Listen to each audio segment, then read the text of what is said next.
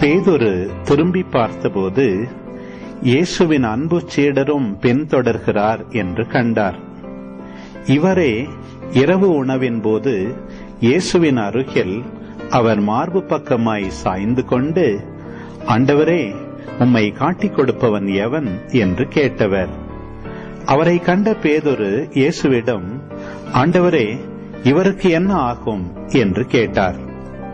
இயேசு அவரிடம், நான் வரும் வரை இவன் இருக்க வேண்டும் என நான் விரும்பினால் உனக்கு என்ன? நீ என்னை பின்தொடர்ந்து வா என்றார். ஆகையால் அந்த சீடர் இறக்க மாட்டார் என்னும் பேச்சு சகோதரர் சகோதரிகளிடையே பரவியது. ஆனால் இவர் இறக்க மாட்டார் என இயேசு கூறவில்லை. மாறாக, நான் வரும் வரை இவன் இருக்க வேண்டும் என நான் விரும்பினால் உனக்கு என்ன என்றுதான் கூறினார். இந்த சீடரே இவற்றிற்கு சாட்சி. இவரே இவற்றை எழுதி வைத்தவர். இவரது சான்று உண்மையானது என நமக்கு தெரியும். இயேசு செய்தவை வேறு பலவும் உண்டு.